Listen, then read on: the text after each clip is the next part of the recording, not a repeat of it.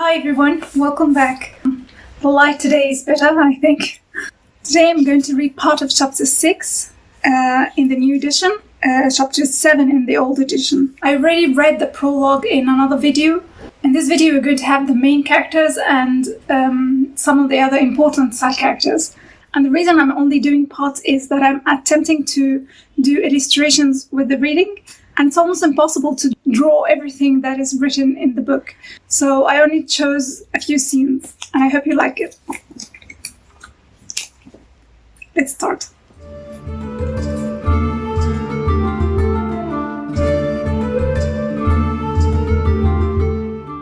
After Eric had finished answering all the questions, he led the warriors downstairs to have their waiting breakfast. It was the first time for Ursula to see the place downstairs in the daylight, which unexpectedly spread in the basement through small near the ceiling windows. Unlike the night before, the place looked empty. Only Alfred, his wife, his daughter, and Melvin were there. But all the restaurant's chairs were leaning against the tables, indicating that the restaurant was closed for customers. A long table was set for Eric and the warriors, which was in fact 4 tables standing in a row. Ursula and Claudia sat opposite Neil and Virginia. Leo found an empty seat next to his sister, and next to him sat Melissa and Linda. The breakfast was served by Bretta and her daughter. It was breakfast that the warriors had never seen before. Plates of what looked like crushed nuts with tomato juice dressing lined the table, along with piles of pie with juicy orange custard dripping from the inside, which looked like dessert. In the middle of the table there was what looked like the main dish, which none of the warriors dared to touch. There, lying on a big plate garnished by lettuce and citrus slices, was a strange 7-legged creature that looked like seafood. Everyone started and finished with the dessert, which seemed to be the most delicious and the most edible. After they all had finished their super sweet meal, Crystal came in with a teapot, and her mother distributed big wooden cups on all those who were sitting at the table. "No thanks," said Andy to Crystal, who was about to fill his cup, raised his book bag to cover his face, and gestured rudely for her to leave. "I don't drink tea." "This," started Eric, who clearly didn't appreciate Andy's attitude, "is not like any tea you ever had. It's special. This one is recommended before a long trip. It gives you strength and keeps you awake. But it certainly looks like tea. It smells like tea, so it will probably taste like tea too. And I don't like tea," said Andy, refusing to be friendly. Eric nodded for Crystal to leave. "I hate the way he speaks to people," said Ursula to Claudia privately. "He thinks he's better than everyone." "Would you like some more?" Crystal offered more tea to Leo, whose cup was still full to the brim. "Oh, no thank you," he smiled. "Oh," she smiled back and blushed. "I forgot that oh!" As embarrassed as she was, Crystal accidentally pushed Melissa's teacup with her elbow. "I'm so sorry, I will get you a new cup." Crystal apologized over and over to annoy Melissa, and then she took the empty cup and placed it on its side on the table, next to the spilled tea. Strangely, the spilled liquid came together like mercury, streamed across the table and went back inside the cup. The young warriors opened their mouths in shock as they watched the tea retreat from the table, leaving it dry and spotless. "How did you do that?" asked Leo. "Is this your talent?" "No," Crystal laughed, looking flattered. "That was the tea. It's the original Mani tea. We have a friend that brings it for us every year from Chattanooga." Seeing that Leo was not following, Crystal clarified. "It's another cosmic country. This is practically the only thing that grows there." She then smiled, blushed, and went away. Ursula rolled her eyes. "What is she doing?" said Ursula to her friend, and they both giggled as they watched Crystal reluctantly walking away, looking back every few steps, while Leo followed her with his eyes, not bothering to hide the stupid smile he had on his face. "Just going to give him a big hit. He already thinks he's something." "I can do what you did with the tea with almost any kind of liquid," said Claudia seriously. "You mean spill it?" asked Ursula. Claudia laughed. I mean move it around without touching it." "Wow," Ursula was impressed. "Ursula, that's what I was trying to explain to you yesterday at school," said Claudia. I understand why you thought it would sound crazy. So Andy was right to suspect that you burned his grandmother's hair, after all. Claudia smiled mischievously. He was, but I couldn't admit it for the same reason you didn't want to tell anyone about your gift, said Ursula. And also because it's not right to burn someone's hair. I think Andy has seen it before, that's why he knew it was you, said Claudia. Fire is probably acting strangely around him too. How do you know? He's a Sagittarius. His birthday is in 2 months and he was already inviting the class to his party, said Claudia. For his popularity, 2 months are not enough to find guests for that party. As the girls laughed quietly, Eric cleared his throat and called everyone's attention. I see that you all have finished your tea and tea chats. I think it's now time for us to leave. Eric nodded to Alfred, who was standing in the kitchen corner.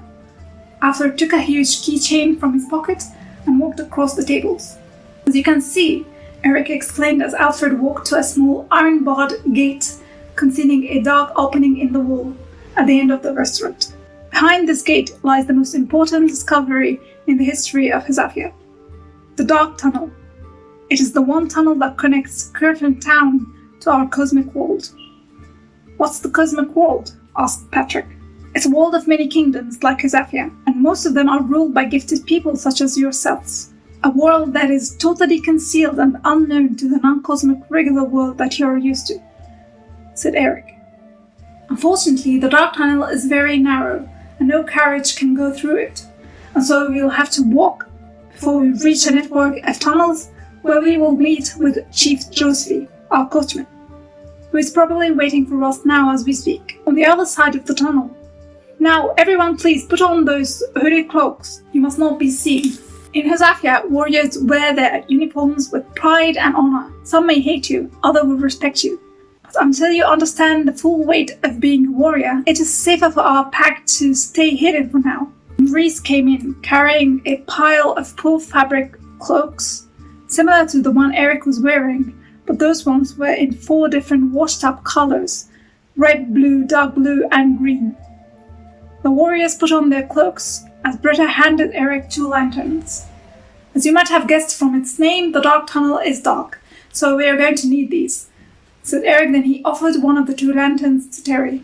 I will go first, and Terry, I wanted to be at the back. Meanwhile, Ursula noticed her brother standing thoughtfully by one of the high windows, having one last look at Curtain Town. She went and looked out of the window. They could see the early morning sunlight covering the street. Leah watched almost longingly as some children climbed up their school bus.